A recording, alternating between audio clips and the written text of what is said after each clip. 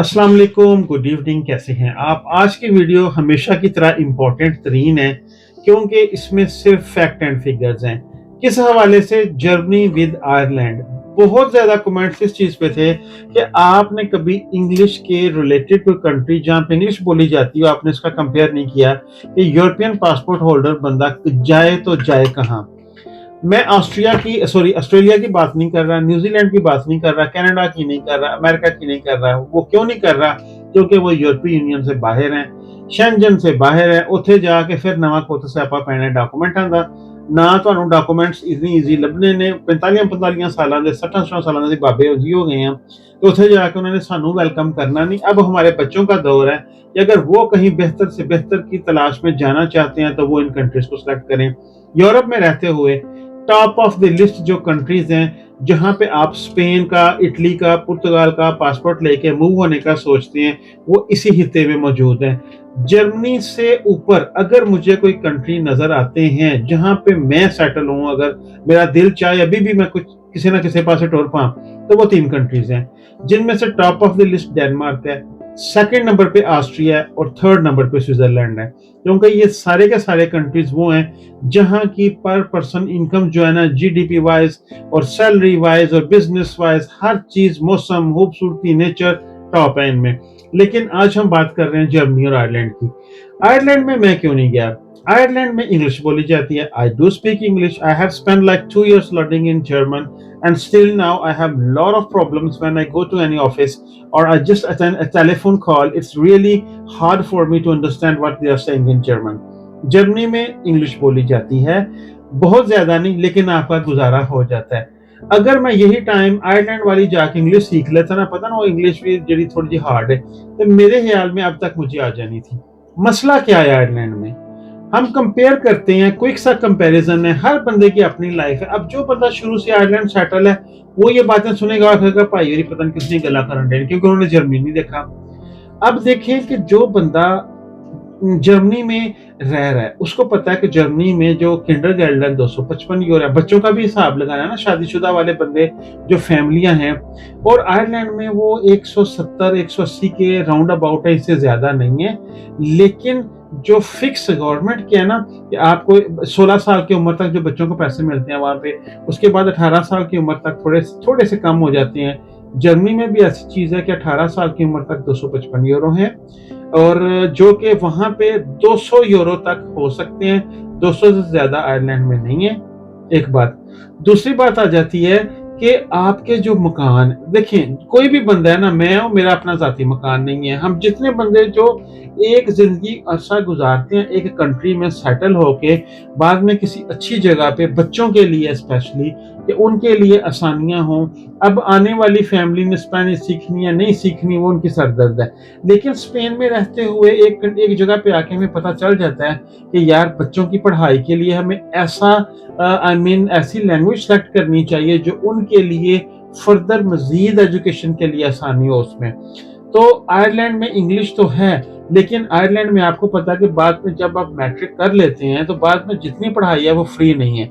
Germany में ये सारी की सारी पढ़ाई फ्री है।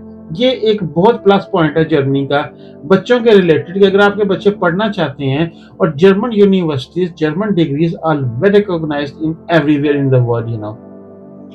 मकानों की बात आ जाती है कि मकान अगर तो जर्मनी में एक बंदे के लिए या मियां बीवी के लिए, अब आयरलैंड के 4 या 5 शहर हैं बड़े बड़े, फॉर एग्जांपल कॉर्क है, उसमें डबलिन है, 2-3 और हैं, लेकिन वो सारे कोस्टल साइड्स पे हैं। एक तो वो है छोटा सा मुल्क है, दूसरा उसका हदूद अरबा ऐसा है कि जितने जो मेन शहर है ना उनके सारे वो समंदर वाली साइड पे हैं, बाहर बाहर हैं। अब वहां पे मकान ढूंढना इज द बिगेस्ट चैलेंज। 2 कमरों का मकान आपको जर्मनी में, मैं कहता हूँ फ्रैंकफर्ट की हदूद के अंदर अंदर 800 से 900 यूरो में मिल जाएगा, ठीक है, 2 कमरे का। आयरलैंड में अगर आपने मकान लेना है तो आपको वो 1700-1800 यूरो के राउंड अबाउट मिलना है। अब तन्हाई तकरीबन इतनी है, मेरे ख्याल में जर्मनी में 1 पॉइंट प्लस तनख्वाह मिलती है। आयरलैंड में जर्मनी की निस्बत राउंड अबाउट यही है, लेकिन कुछ चीजों में आके अगर मैं सर्च करूं, मेरे दोस्त हैं वहां पे भी जो इसमें काम करते हैं अमेज़न में, वो हमसे कम तनख्वाह लेते हैं। उबर ड्राइवर की अगर आप बात करें, फॉर एग्जांपल यहाँ पे आके अनपढ़ बंदा जिसके पास इतनी को हाई स्किल नहीं है ना यार, वो ड्राइविंग लाइसेंस है, वो आके कहेगा मैं उबर चला लूँ। जर्मनी में आके उसने यूरोपियन पासपोर्ट के साथ 1 महीने के अंदर उसके सारे डॉक्यूमेंट बन जाने हैं, 200 से 300 यूरो खर्चा आना है, कोई एक्स्ट्रा एग्जाम नहीं, कोई एक्स्ट्रा टेस्ट नहीं, कुछ नहीं, वो उबर चलाने के काबिल हो जाएगा। 2800 से 3500 यूरो तक वो कमा लेगा महीने में, अगर 6 दिन वो काम कर रहा है तो। आयरलैंड में आपका लाइसेंस जो है ना यूरोपियन, वो एक्सेप्टेड तो है, लेकिन उसके साथ आपने एक एडिशनल उनकी कोई नेशनल ट्रांसपोर्ट अथॉरिटी है जहां से आपको एक एडिशनल लाइसेंस करना पड़ता है, और वो लाइसेंस जो प्राइवेट पैसेंजर आपने आगे पीछे मूव करने हैं एज ए टैक्सी ड्राइवर, उसके लिए एक स्पेशल लाइसेंस है, उसकी कॉस्ट है, और वो बाकायदा टेस्ट है, सारा कुछ करना पड़ता है, आप डायरेक्ट उबर नहीं चला सकते। इसी तरह फॉर एग्जांपल अगर आप कोई भी जॉब कर रहे हैं, अमेज़न पे पैकेट डिलीवरी की जॉब कर रहे हैं, यार जर्मनी में जो अमेज़न पे पैकेट डिलीवरी वाले बंदे हैं ना, वो 2200 से 2400 यूरो कमाते हैं पर मंथ। अब 2200 से 2400 यूरो कमा के 700-800 यूरो का मकान, बच्चों का अगर 255 यूरो आते हो तो मेरे ख्याल में एक रीजनेबल गुजारा हो जाता है। आयरलैंड में ये चीज नहीं है। आयरलैंड में अब 2200 यूरो भी अगर वो लेता है तो 1800 यूरो तो उसे मकान का देना है। और ये वो बातें हैं जो वहां पे रहने वाले बंदे आपको ये चीजें कंफर्म कर सकते हैं। अगर कोई बंदा आईटी के रिलेटेड है, मेडिकल के रिलेटेड है, फार्मास्यूटिकल इंडस्ट्री के है, जो कुछ भी है, उसके पास हाई स्किल है, उसकी सैलरी वाकई बहुत ज्यादा होगी आयरलैंड में, जर्मनी में भी ज्यादा है, लेकिन फिर खर्चे, किराए, लाइफ ऑफ स्टैंडर्ड ज्यादा है। एक अनपढ़ बंदा, अनस्किल्ड बंदा, रेस्टोरेंट पे काम करने वाला बंदा यही 1800-2000 ही वहां पे ले सकता है। अब 1800-2000 में गुजारा वहां पे कैसे करना है वो आप बेहतर जानते हैं। सबसे बड़ा एक और प्रॉब्लम आ जाता है वहां पे। प्रॉब्लम ये आता है कि ठीक है जी, वहां पे लैंग्वेज इंग्लिश बोली जाती है। जर्मनी में भी आप 6 महीने से 1 साल अगर स्कूल को दें तो मेरे ख्याल में आपकी पूरी जिंदगी आसान हो जाएगी। और जर्मनी के साथ साथ आप ऑस्ट्रिया के काबिल भी हो गए, आप स्विट्जरलैंड के काबिल भी हो गए, आप डेनमार्क के कुछ हिस्से के काबिल भी हो गए, क्योंकि आप जर्मन बोलते हैं।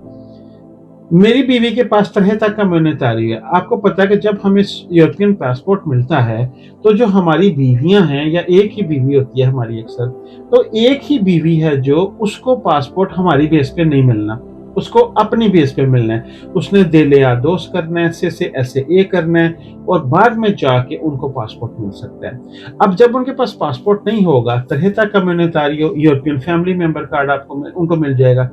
जर्मनी में जब आप आएंगे तो डायरेक्ट उनको 5 साल का रेजिडेंस कार्ड मिलेगा, कोई वीजा नहीं चाहिए, कोई कुछ नहीं चाहिए। स्पेन वाला कार्ड भी पास रहेगा, जर्मनी भी आपको 5 साल का कार्ड दे देगा। आयरलैंड जा सकती नहीं, वो ट्रैवल ही नहीं कर सकती। नवी सुन लो, ਤੁਸੀਂ अगर ਤੇ बुढ़ी को जान छुड़ाना चाहते हो, ਉਹਦਾ बेहतरीन तरीका आयरलैंड वाले पासे मुंह कर लो। ਉਹ ਵਿਚਾਰੀ ਉੱਥੇ बैठी रहेगी, ना ਉਹਦਾ वीजा लगना, ना वो टिकट लेके जा सकती है, फिर ਤੁਸੀਂ ਉਹਦਾ वीजा अप्लाई करना है। आयरलैंड में अगर आपकी वाइफ के पास तरह तक का म्यूनितारी है तो आपको वीजा अप्लाई करना पड़ेगा। हफ्ता 1.5 हफ्ता लगता है, वीजा मिल जाएगा, लेकिन उसके लिए आपको आयरलैंड में अपनी स्टेबिलिटी, अपना फाइनेंशियल सारा चीज पूरा सर्किट शो करना पड़ेगा, फिर वीजा मिलेगा। और बाद में रेजिडेंस कार्ड भी वो दे देंगे। लेकिन आपको ये पता होना चाहिए कि वो शेंजन जोन में नहीं है, उनकी वीजा पॉलिसीज अपनी है, वो यूरोपीय यूनियन में जरूर है, और कुछ जगह पे आके ये चीजें बहुत कॉम्प्लिकेटेड हो जाती हैं। मैं बिजाते खुद इस एज में, मेरे ख्याल में 20-25 साल यूरोप में गुजार के इस जगह पे पहुंचा हूं। पहले तो बंदा पाकिस्तान छोड़े, फिर बंदा सऊदी दुबई को छोड़े, फिर बंदा यूरोप आ जाए, तो जो यूरोप का पासपोर्ट मिले तो फिर बंदा कनाडा वाले पासे मुंह कर ले, या ऑस्ट्रेलिया टुर जाए, या न्यूजीलैंड। अगर तो आपका कोई रिश्तेदार, कोई खास बंदा वहां पे रहने वाला है, फिर तो आप करें, कोई बात नहीं है। लेकिन अगर नेस्टर से जाके जंग लड़नी है, मेरे सिर दा हाल देख लो, ऐसे रोशनी पै रही है ना, वालों रहने दोबारा बात करने का मकसद है कि थोड़ा फिर हाल हो गया ना, लिहाजा यूरोप जीरो।